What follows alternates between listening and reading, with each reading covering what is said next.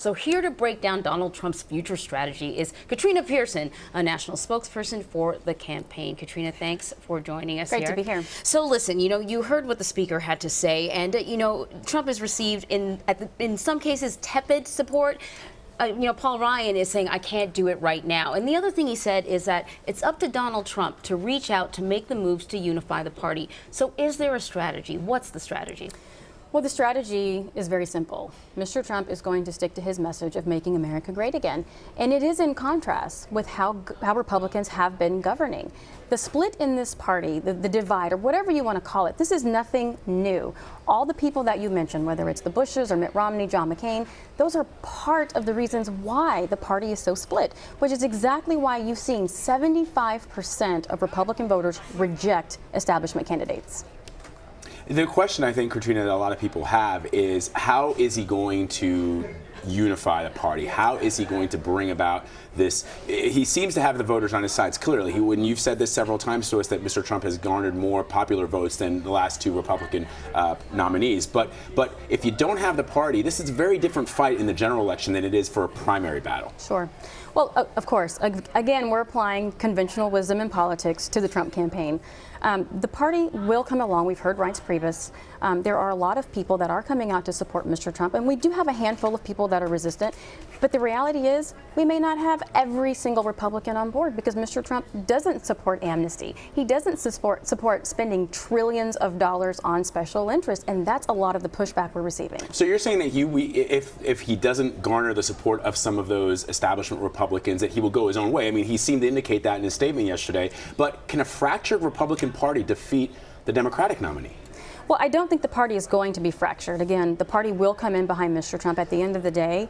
This will be Republicans versus Democrats going into November. We just may not have everyone in the party support. But I will say this, what we're seeing happening, whether it's the Bushes and the McCains and even the speaker to some degree, really goes to show that those disenfranchised Democrats and even some of the independents, that Donald Trump isn't a part of the establishment, and they're watching this unfold.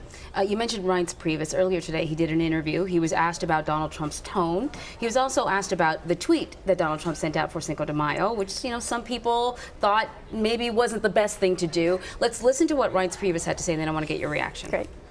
I think that there's work on tone to do. I've been clear about that. I've said that many times. This is not like breaking news. I've said that recently. Have you said that to him? I have. And he understands it. And so that's what I'm saying. It's not like I'm telling you one thing and you don't, could this be possible? It's very possible because I think he gets it. I think you're going to see it. I think you're going to see the change in tone. The tweet says, happy #Cinco de Mayo. The best taco bowls are made in Trump Tower Grill. I love Hispanics. He's trying. Honestly, he's trying, and I'll tell you what, I honestly think he understands that building and unifying and growing the party is the only way we're going to win. All right, so it got a little bit of a chuckle, but a lot of people suggested that tweet, once again sort of underlined the fact that Donald Trump may not be as in touch with the Hispanic community in this country, but also, you heard talk about the tone. And we've heard Donald Trump mention that he can become more presidential when the time is right. Can we expect a change in tone? I think what you can expect a change in is for Mr. Trump to respond accordingly, which is what's been happening. We have lack of tone in the Republican Party. We've had a party that hasn't fought for anything for a very long time. We've had a party that made tons of promises to their voters and failed at every measure, and not only failed, but then capitulated to the opposition. So tone is needed moving forward. But Katrina, when the party has made a promise to try to bring in minority voters, to try to bring Hispanics into the party, and when you see the presumptive nominee tweet out something, there's a couple of things there. There's the taco bowl and I love Hispanics. Well, not everybody who's Hispanic is Mexican, which presumably a taco bowl would come from. There's the promotion of the Trump Tower in the tweet itself. How is that bringing people together? how is that different than Mr. Trump? First of all, celebrating Cinco de Mayo, touting the food at his hotel, and saying, "I love Hispanics," something I can point to 100 different times during this campaign that he has said that.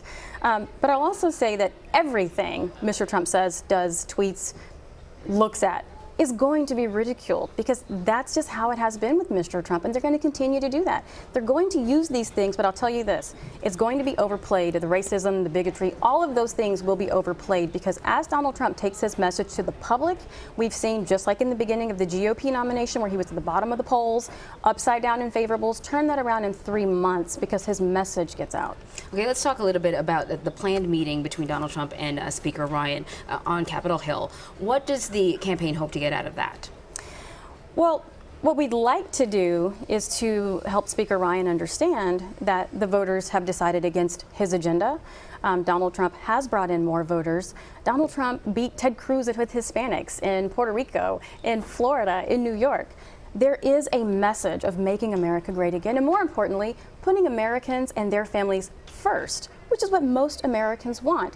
And we would hope that the leadership on the GOP side would recognize that now, having gone through 2 election cycles with their choice in losing, it is time to give the people their chance. So what I'm hearing from you, Katrina, is not necessarily a search for middle ground. It's a sort of an attempt to convince the Speaker and other committed conservatives to come Donald Trump's way. And by that, to your point, Anne Marie, it means that if Speaker Ryan does not support the deportation of all Muslims in this country, does not support the idea that a foreign sovereign country will pay for a wall, that means that they can't come together. Is that what you're saying?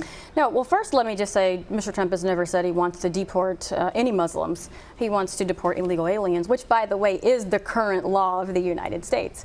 And Mr. Trump also said that paying for the wall, whether it's a check written by Mexico or ending some of the funds that go to Mexico to pay for the wall, it's called leverage. It depends on what Speaker Ryan wants. He wants his agenda. So we need to figure out what exactly that is. Because if Speaker Ryan's agenda is to continue to spend more money, to continue to capitulate to transnational corporations and global banks, then we're not on board with that. Right, you're right. He has said that he wants to deport illegal immigrants, but he has said that he wants to prevent Muslims from coming to this country, not Immigration, deport them. not all Muslims. It was an immigration platform coming in from hostile countries. So if the Speaker's not on board with that, that means you can't come together? There's no middle ground to Oh, Anne Marie's absolutely. point? We should be able to come together. I wouldn't expect anyone to agree 100% on everything, but there's one thing that we should be able to agree on, and that's beating Hillary Clinton. All right. All right. Katrina Pierson, thank you as always. Good to Great see to you. be here. Thank you.